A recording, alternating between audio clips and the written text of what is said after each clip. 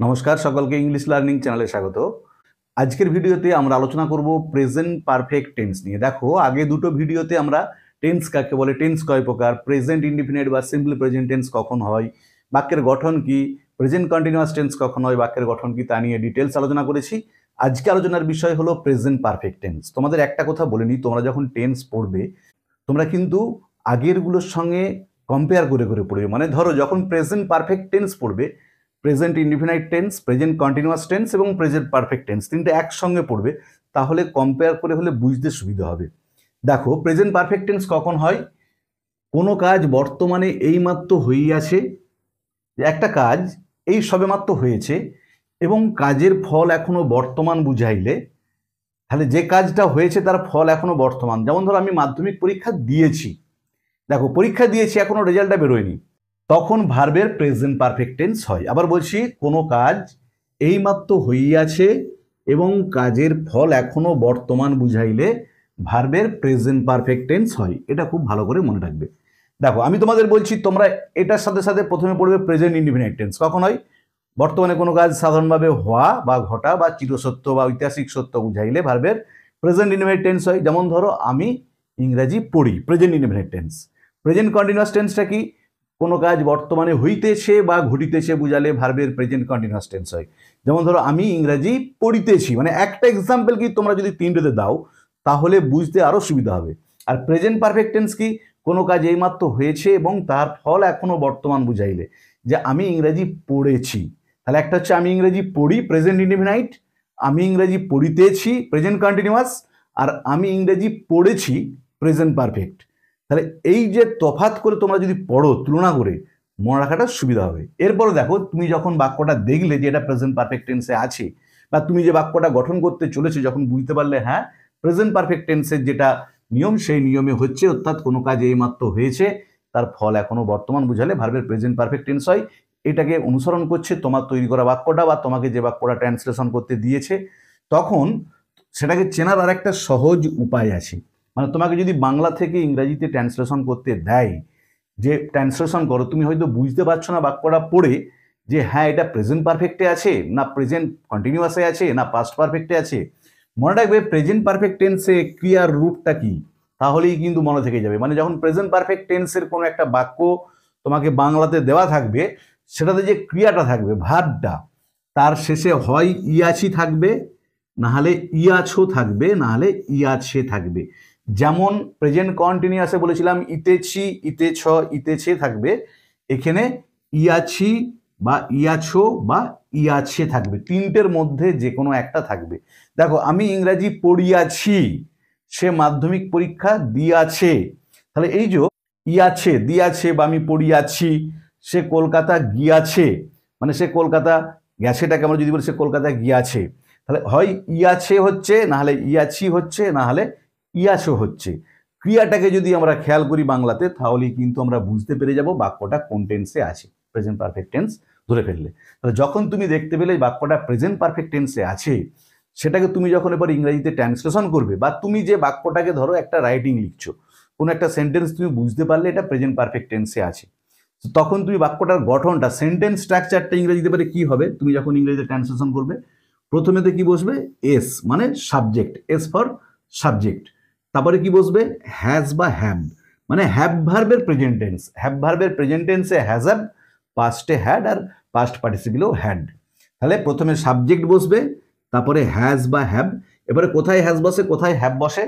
Third person singular নাম্বারের পরে শুধু হ্যাজ বসে, বাকি সব ক্ষেত্রে হ্যাভ বসে। আবার বলছি, আমরা পারসন নিয়ে অলরেডি ভিডিও আপলোড করেছি, তার লিঙ্ক আমি ডেসক্রিপশন বক্সে দিয়ে দিয়েছি, দেখে নেবে। যে থার্ড পারসন সিঙ্গুলার নাম্বারের পরে শুধুমাত্র হ্যাজ বসবে, বাকি সব ক্ষেত্রে হ্যাভ বসবে। আর V3 তোমাদের আগে বলেছি, V1 মানে হচ্ছে ভার্বের প্রেজেন্ট ফর্ম, V2 মানে হচ্ছে ভার্বের পাস্ট ফর্ম, আর V3 মানে হচ্ছে ভার্বের পাস্ট পার্টিসিপল ফর্মটা। তাহলে সাবজেক্ট, হ্যাজ বা হ্যাভ, V3, তারপরে ও মানে আদার পার্ট অফ দ্য সেন্টেন্স। তাহলে এইভাবে আমাদেরকে বাক্যটা ইংরেজিতে ট্রান্সলেশন করতে হবে বা গঠন করতে হবে, এই নিয়মটাকে ফলো করে। তাহলে আমরা যদি এই নিয়মটাকে মনে রাখি, তাহলেই কিন্তু যে কোনো প্রেজেন্ট পারফেক্ট টেন্সে দেওয়া বাক্যের ট্রান্সলেশন খুব সহজেই করতে পারবো। দেখো আমি তোমাদের এখানে তিনটে এক্সাম্পল দিয়েছি প্রেজেন্ট পারফেক্ট টেন্সে বাক্যের গঠনের। আরেকটা আমি বাক্য লিখেছি, এটা হচ্ছে প্রেজেন্ট ইনডিফিনাইট টেন্স আছে, তোমাদের শেখাবো কিভাবে টেন্স চেঞ্জ করবে। পরীক্ষায় কিন্তু টেন্স চেঞ্জও পড়ে। দেখো প্রথমে আছে কি, সে কলকাতা গিয়েছে, মানে গিয়াছে। তাহলে দেখো এটা যখনই গিয়াছে মানে ইয়াছে আছে, তার মানে কি বুঝেছো, এটা প্রেজেন্ট পারফেক্ট টেন্সে আছে। তাহলে আমরা প্রথমে কি লিখবো, হি বা শি। দেখো হি বা শি এটা হচ্ছে সাবজেক্ট হলো, তারপরে হ্যাজ হ্যাভের মধ্যে কি বসবে, যেহেতু সাবজেক্টটা থার্ড পারসন সিঙ্গুলার নাম্বার তাই হ্যাজ। তারপরে দেখো গিয়েছে বা গিয়াছে, গোয়ের পাস্ট পার্টিসিপল হচ্ছে gone to Kolkata, he has gone to Kolkata. তাহলে উত্তরটা হলো দেখো হি সাবজেক্ট হ্যাজ V3 তারপরে আদার পার্ট অফ দ্য সেন্টেন্স। দ্বিতীয়টা দেখো আমি ইংরাজি পড়িয়াছি, এখানে দেখো ইয়াছি, এখানে যেমন গিয়াছে ইয়াছে ছিল, এখানে ইয়াছি আছে। তাহলে কি হবে, আই তারপরে হ্যাভ বসবে, শুধুমাত্র থার্ড পারসন সিঙ্গুলার নাম্বারের পরে হ্যাজ বসে বলেছি, আই হ্যাভ।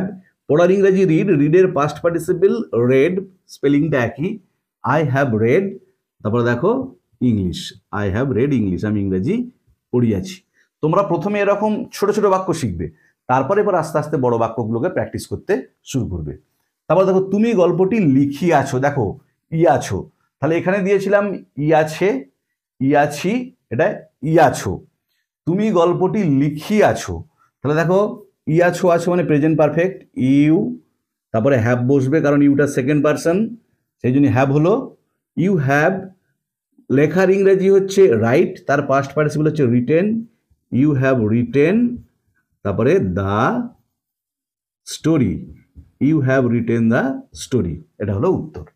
তাহলে দেখো আমরা প্রত্যেকটা ক্ষেত্রে সাবজেক্ট তারপরে হ্যাজ বা হ্যাভ, এখানেতে থার্ড পারসন সিঙ্গুলার নাম্বার ছিল বলে হ্যাজ হয়েছে, বাকিগুলো হ্যাভ হয়েছে, তারপরে V3 তারপরে আদার পার্ট অফ দ্য সেন্টেন্সটাকে আমরা বস করিয়েছি।